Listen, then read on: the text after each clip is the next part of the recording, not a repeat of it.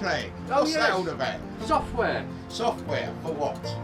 farmers, crop recording, accounting, livestock management, integrations, the likes of next door and all sorts. Yeah.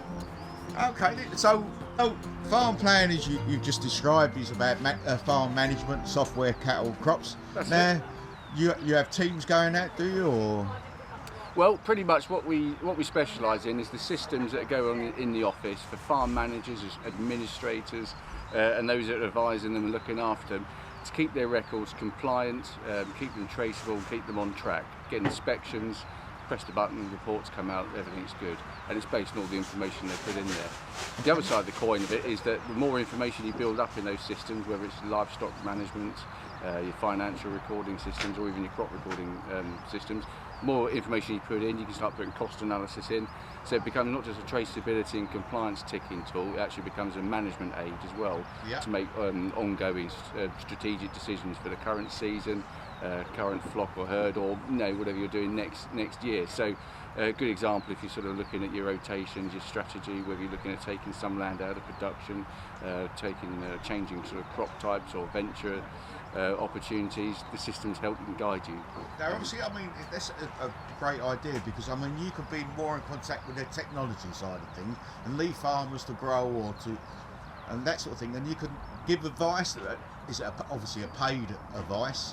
And is it a countrywide company of yours? So it's actually worldwide, although what we do is, today and what we're promoting is specific really for the UK because of the rules and regulations around that. We don't provide advice. All we do is provide an agnostic tool for those to use. And so what we often find is that the advisors will be using our tools to integrate and link with the farmers. Fantastic. Now, obviously, the younger farmers coming through now they're more used to technology, and the older chap has just been used to driving a tractor. Now, you deal with more of the younger farmers now, do you? And no, a mixed bag, I would say. Bag. So you tend to find that a lot of the car customers have been long-standing customers. Yeah. So therefore, they would be slightly more mature in years. But obviously, with succession coming through and colleges being more and more proactive in training new entrants into the sector on digitising their records and the importance of information recording and using that for management decisions, as we spoke about just now. Yep. We find that actually a lot more of those decision makers and those involved on farm using our systems tend to be coming in and would be younger. However, our user base would be spread across all ages. And also we're seeing a change in demographic as well, which is great as well, so getting more mixed type of users of our system, different backgrounds and different gender types as well. Okay, thanks for your description. And your name is? Ben Hatton. And you're from? Farm Plan, Sales Manager. Thanks for your time. You're Cheers, welcome. mate. Cheers. Good morning, guys. Hello, good morning. How are we today? We're well. How are you today? Well, it's just about the right weather for me. I don't like it too hot and I don't like it too cold. And we don't want it too wet, we don't want it too windy. No, we don't like the wet stuff, do we? Well, I suppose we do for do. growing. Oh, But yes. anyway, let's get back to what I'm here for. Go on then. Your company. Tell us a little bit about your company, dear, and what you're doing here today. Over to you, my learned colleague. We're an international energy business, Right? specialising in fertiliser. We also do technology, remote sensing, satellites, other bits and bods. We're also involved in industrial supply of anything downstream from gas, basically. So anything you can think that's made from gas, we will sell. We're here today at the guest of Mr. Keith Druitt from NIAB, and we have dutifully turned up. Fantastic. Yeah. Now, obviously, we talk about fertiliser. It's a bit of a dirty word at the moment with the price of oils that's going through the roof. And now, how can we provide a farmer with a good service at a reasonable cost that you don't put them out of business, and the crop doesn't actually outweigh the cost of the fertiliser and the pesticides? At the end of the day, it's a simple function of the commodity value of the crop versus the commodity value of the fertiliser, and there's an algorithm between the two. Yep. If the fertiliser gets too expensive, they won't put any on. If it's too cheap, they'll probably put too much on. Yes. And at the moment, with the crop values and the price of fertiliser both high, they're actually better off by about £100 a hectare this year than they were last year. So although both commodities have gone up, Yep. most farms are actually better off this season. Okay. I mean, we all, as I spoke earlier, we all go to Tesco's and Sainsbury's. We all want a cheaper deal, but in this country, we've got to get around that sort of thing. We've got to start paying for bread and milk, haven't we? And meat, but we don't seem to want to pay. We're always looking for the cheaper shops and one thing and another. Anyway, behind you, I can see you've got some things on a stand. What's that all about then? Right. Well, those things are, they remote sense a crop. Right. And then that sensing will automatically change the amount of nitrogen that's put to that crop depending on its need. Okay. So you can drive down the field and you can detect what part of the field needs more fertiliser than the other part of the field. Is that correct? Yeah. So the idea is you get to the economic optimum, but more importantly, from an environmental point of view, you don't put too much on. Exactly. I mean, you don't want to flood an area that's full of nutrients already, because that will harm that bit of land rather than do it any good, wouldn't it? It'll lose the money. It'll lose the money. Right. Yes. Yeah. Okay, then, guys. Well, I appreciate your time with me. And your name is David Banks and my colleague's Alan Ricks. And you're from Yarra, UK. Thanks ever so much for your time. I Thank you, appreciate it. Fred. All right. You're welcome. Hello, I'm Dale Rodriguez, Systems Advisory Manager from Creston Reeves accounting firm. And hi, I'm Megan. I work at Creston Reeves as well. Right. So, what is your company all about then? Creston Reeves are an accounting firm, 8 offices, 3 located in Kent, 1 in London, and several in Sussex. Yep. And we are, I can say this, one of the country's leading specialists in agricultural accounting. And so, what do you offer to the farmer, basically? But you can offer. I'm just going to read this real quick. Strategy and succession planning, Right. tax planning and compliance, diversification. You know, I'll try to speak about my role a little bit more. Yeah. Feel free. So my role is Systems Advisory Manager, which is something that is very unique to an accounting firm. Most accountants have got tons of accountants and bookkeepers, great. I'm not an accountant or bookkeeper. My role, did you say this is for YouTube? Yes. Does that mean I can swear a little bit? No. No? Okay. Basically, my role is to ask clients why they do certain things in a certain way Yeah. without annoying them. And a lot of people will think that I'm doing it just to put tech in place. That's not the thing. I literally ask clients why they do stuff and look at their processes. Yeah. If it can be improved by technology, computing stuff, not practice and stuff, that's not my thing, then that's where I come in as a business advisor in that regard. Coming from the farming background, I mean, obviously, as you say, we want more technology, don't we, in farming to make things cheaper. Because after all, you know, farming is a dirty word in this country, it seems to be. But we've got to start growing our own food more, I think. We do, agree. So with guys like yourself, I mean, you can go along to the farm and give them advice, can you? Well, yeah, little things. So, like, most accounting firms, 99.5% of accounting firms will say, hey, use Xero, right?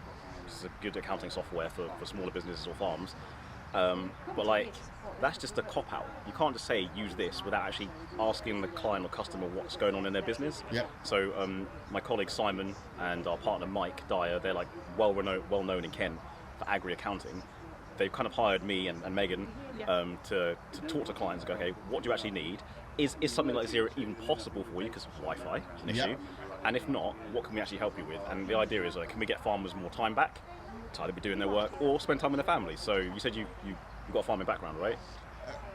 A little bit, yes. So, more engineering, me, but like you probably know better than I do because I'm new to the agri sector, as it were. By the way. I'm not going to lie. You know, farmers very asset rich, cash poor. Time is a big thing. How do we make it so that technology can do the heavy lifting? So I'll give an example, right? One accounting package that's been used over the past, I'm not going to name the company because I don't want to diss them. No. They have got an offering that requires backups. So essentially the farmer has to do certain stuff on their end, save it, then send it to the accountant, and by send it they probably drive with a CD or a USB to the accountant, right? That's just ridiculous if you live 20 miles from the accountant. If you could do that via Wi-Fi, the accountant could look at stuff straight away. That's less time wasted for the accountant typing stuff in. Yes. So you're not paying for the accountant to type stuff in, it's already live data. That's one of the things I'm kind of big on. Especially with what we've gone through in the last 2 years with COVID and meeting people, exactly. I mean, we're all on a screen now, talking to people now, you know, so something like what you're offering is a great idea. It's more personal in some ways because you can speak to a face. Don't get me wrong, I like doing this, meeting, talking, shook your hand earlier, that's great. But why spend, like some of our juniors have a charge rate of like 70 quid an hour, right? So that means a farmer is paying 70 quid for someone to spend 3 hours just to type the information that's from the bank already into the software. If we had a connection, that's 70 quid, 3 hours times, I'm not an accountant, you know, 210 quid, right? just wasting someone typing stuff in, that's money saved. It's a small amount, but that adds up every week, every month, every year. Fantastic. So that's what KR are about. And what part of the business are you into? So I've been with Preston Reeves for nearly 2 years now. I'm a student studying at the moment still to be an accountant, and I'm sort of working more with the agriculture team, Yep. sort of more on like the accounts preparation side, like alongside Simon and Mike. Oh, fantastic. Well, I appreciate your time. And just before you go, your name is? Sorry. No, I'll come back to you I'm then. Megan, And you're from? Kristen Reeves. Dale Rodriguez from Preston Reeves. Thanks for your time. Appreciate it. Great, Cheerio. thank you. Good morning, girls. Morning. Now, we've met before, but we're going to talk again. Yeah. Southern farmers. What can we talk about Southern farmers then? Well, we're an agricultural buying group based in the southeast with sort of over 1,400 members that sort of club together their buying in order to benefit and save as much money as possible. That's the whole. We're not for profit, so we're here purely just for our membership. Oh, great. Yeah. So, and what do you do in this business then? So both of us are in the purchasing team, and then I also do new members and you do member liaisons. So if a farmer wants to join your Southern Farmers group, how do they go about that then? So there's a membership application pack that they have to fill in Yep. and send it back, and then there's a few checks to go through. You have to have a visit from one of our directors as well, and then as long as all the directors are happy with it, then it's put through. So where are you based then? At Rolvenden. Rolvenden? Yeah. Okay. Do you store grain there, or what do you do? Sorry. We're literally just an office. Just an office there? Yeah, purely Office just based? an office. Yeah, nothing else. It's just us in the office, and we're just like an invoicing office and do the inquiries for people. So you say there's a membership pack. Now, the farmer has to come to you, or do you go out and source members? No, we are not actively looking for members. We thrive on the basis that we are needed by our members. So therefore, us going out trying to tout for business, it's not the company sort of what the company's built on. Instead, we sort of get applications very regularly of members that feel like they could benefit from our services, have been recommended by a friend, or maybe they've bought a farm that was previously a member and they've been recommended it by a previous owner. Yep. And then we find that means that they are more engaged with the group and benefit more. They see more benefits that way because they are already wanting to see the benefits. Okay. So just quickly before I go, run us through what's your company provide? You could provide training, do you? Training. Sales. So we have a fully qualified purchasing team that can help you with everything from fertilizer through to building materials, aggregates, water, utilities, and then we have an extensive accounts team that will process and handle all of your invoices, and so that you will have one monthly payment to us and we will pay all your suppliers on your behalf. Well, that's excellent. That's what I wanted to hear. Thanks very much for your time. And your name is? Abby. And I'm Sarah. And you're from? Southern Farmers Farmers. Limited. Thanks for your time. Thank you. Cheerio. Bye. Thank you.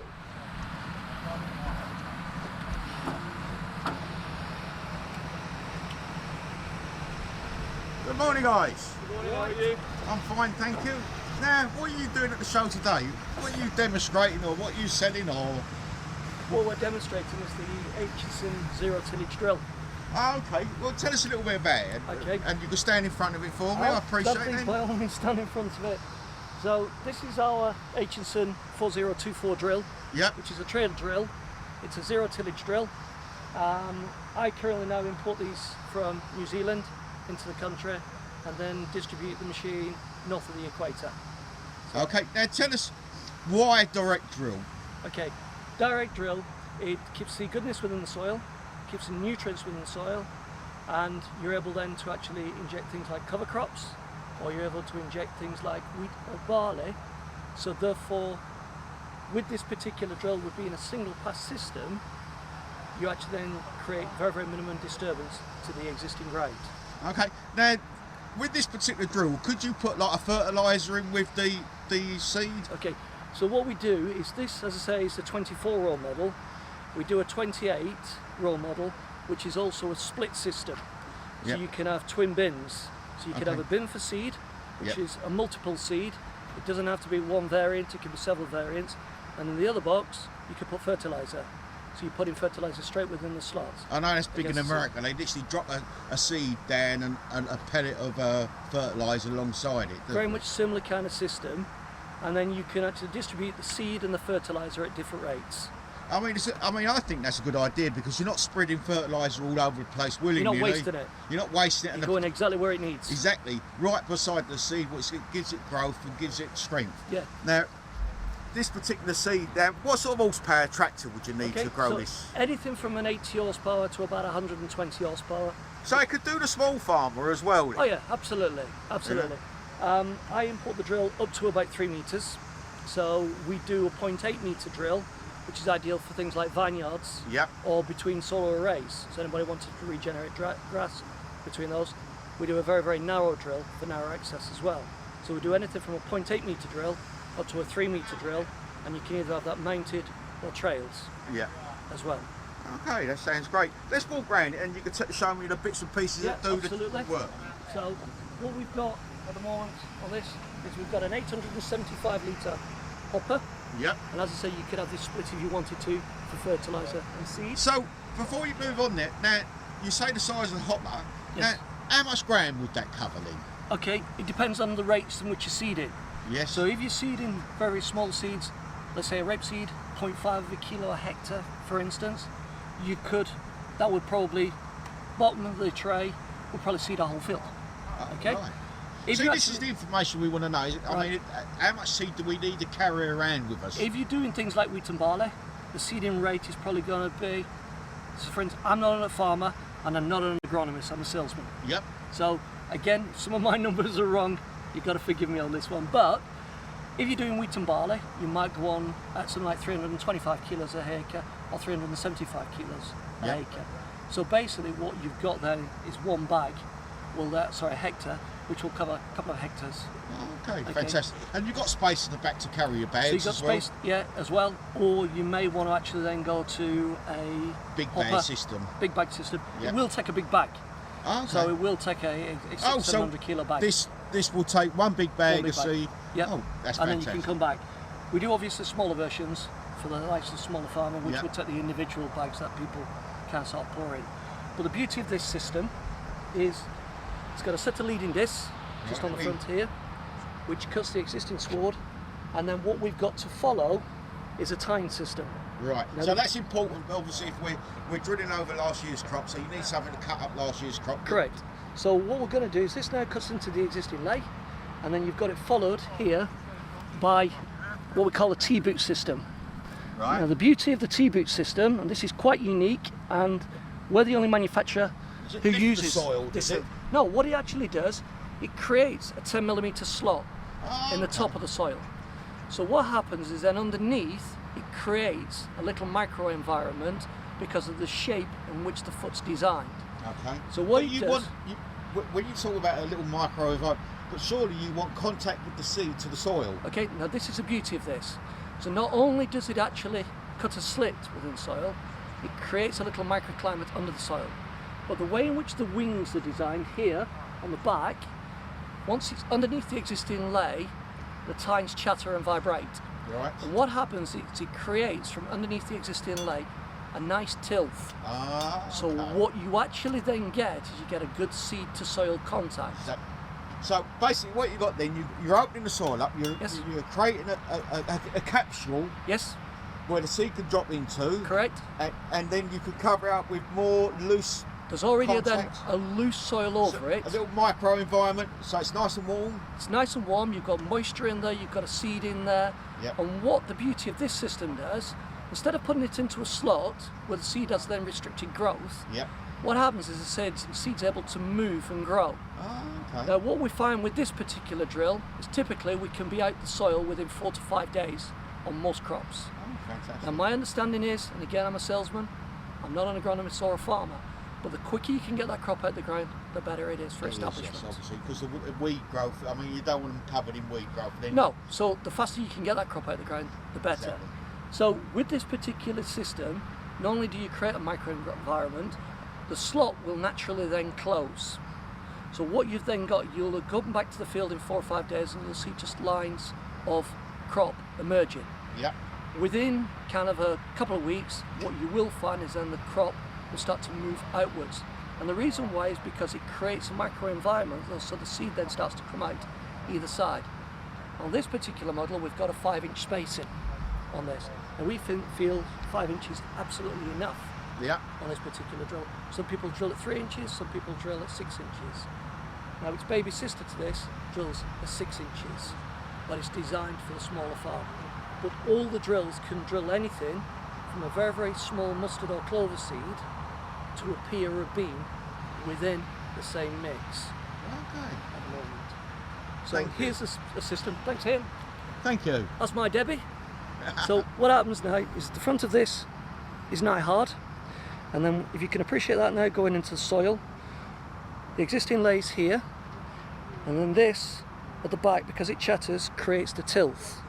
But what this then creates, it creates a slot and an opening and puts a very, very small microclimate underneath the soil, so it's a capsule.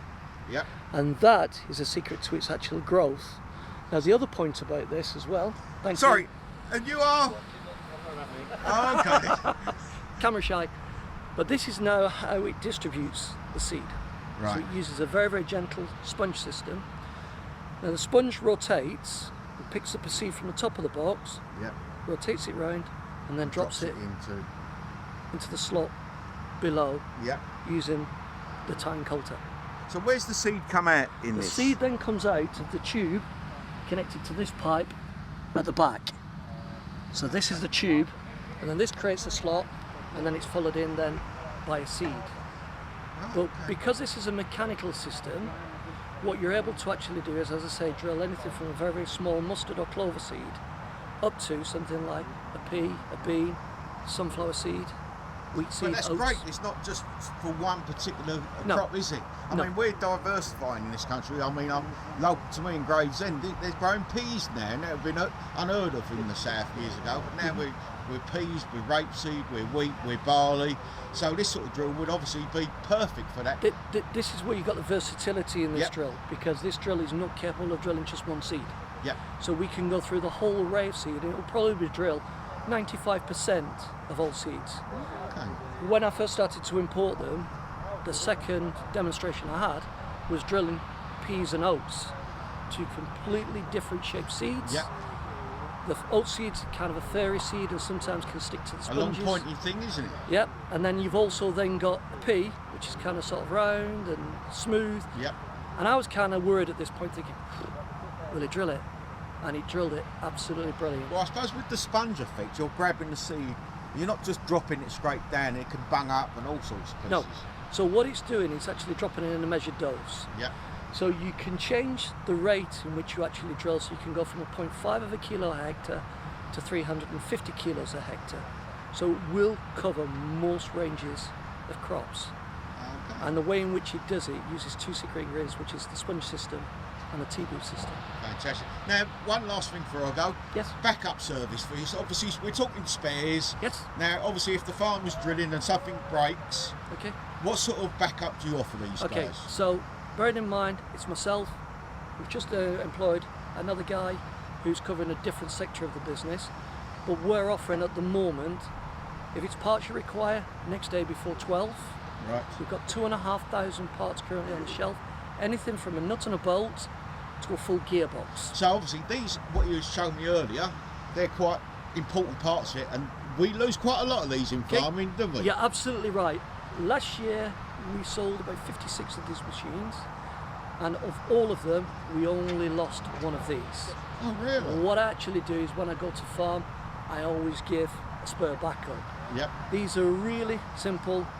You just knock them in Nut and bolt. and a little roll pin. Oh, roping. So a roll pin fits between and that holds it. Oh, But of all the ones I've sold, I've only lost one of these.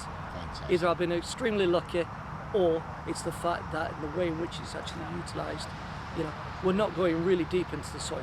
No, We're only you're going, not cultivating, are you? we're only going about 35 millimetres. Now, I see you're on the haze stand. This is not a Hayes stand. No, we're the Aitchison stand. Hayes have kindly lent us this lovely tractor. Right, so we should give them a mention anyway. And we should actually give him a mention now, but Hayes Alex Watson, been a great guy. He kindly lent us the tractor. which allowed us to actually do the demonstrations. So we've got 3 demonstrations running today, which is a live demonstration, which for me I think is quite unique for the show. I'm not so sure they've had any live demonstrations before. But we're going to be running 3 live demonstrations, so if you want to come back and see how it works... Well, I could put the drone up and we could follow you around with a drone. Absolutely brilliant, you know, and it would certainly showcase the machine, and then you can see exactly what it creates. Okay. So, what's your name and what's your company called? My name's Neil Ford, Hutchinson Agri, and I'm the director for Hutchinson Agri UK. And where are you based? We're based in north of Newark. Okay, so, and you're obviously on the web? And we're on the web, we're on Facebook, we're on Instagram, so you can find us on all of those platforms. Thanks ever so much for your time, I do appreciate it. Cheerio for now. Thank you. How you doing? I'm fine, you? Yeah, very good, thank you. Now tell us about, you've got a specialised trap here, have we? Yeah, so... Sorry, introduce yourself Hello, first. so I'm John from Trapinator. We're part of the Hutchinson Agri group here in the UK. Yeah. And here we have it, we have the dock traps. Sorry? The dock traps. Dock so traps. DOC, so we imported them from New Zealand, DOC standing for Department of Conservation, and we imported them from New Zealand. Right, so tell us a little bit about the traps then. So traps in the UK, They're naughty word, aren't they, really? Say again, sorry? They don't like them, do they, really? Well, no. So they're big with conservation, so we do a lot with kind of conservation projects, working a lot with bird life projects as well, especially where you've got ground nesting birds. Predators come along, they see the eggs on the ground, stoats being a big predator, take the birds' eggs, and therefore we have red listed birds on the basis of this. So a lot of conservation projects use these to protect the bird life. Okay. Now obviously we not so much, well I suppose in Kent, because we're a wheat producer, well fruit, wheat, everything else, but we have a lot of rodents. Now these traps good for rodents, are they? Without doubt. So they're on a spring trap approval order 2018 in the UK. So they're covered, so the smaller trap here, DOC 150, designed to cover full trap against rats, grey squirrel. Right, so can you kneel down and describe the traps Of course to I us? can. So, here it is. It's a stainless steel trap. It's a very long lasting, very robust, incredibly powerful. All we have here, the Waddington trigger, a pull bar here. We pull it back, just use this hand here for a bit of support. We go over the trigger and we just release very slowly, and it just sits in front of that tab there. Right. And here we have it, the dock trap is now set. So you've got the bait to the left of it, have you? Yeah, so we'll just put the safety clip on now quickly. Right, yes. Really important we put on the side of the bar. The reason being is it now can't get knocked off. Oh, that's great. So, yeah. well, you can set it like that. It's just nice. So the vermin comes in from the far side, does it? Yeah, so it'll come running in. So these are our tunnels that we design as well. On the gamekeeping market, it's very big. The guys use them a lot. They like to make their own wooden tunnels, fit into the environment a little more. Yeah. These we see very popular on the pest control market and on the agricultural as well. Rodent comes running in, mustelid comes running in, through the tunnel, straight through, and under here you can either put a decoy egg in there if you like. Okay. You can put the paste. You can put your lures in there. So you want a good smelling paste, really? That would deal exactly more that. Yeah. Exactly that. Would you put some sort of before the trap, some sort of enticer into it, or would you just rely on that paste or egg or in the background? You use the paste, so you want to try and identify where the pest is feeding from, where its environment is. You also want to identify as well what are they actually feeding off at the end of the day.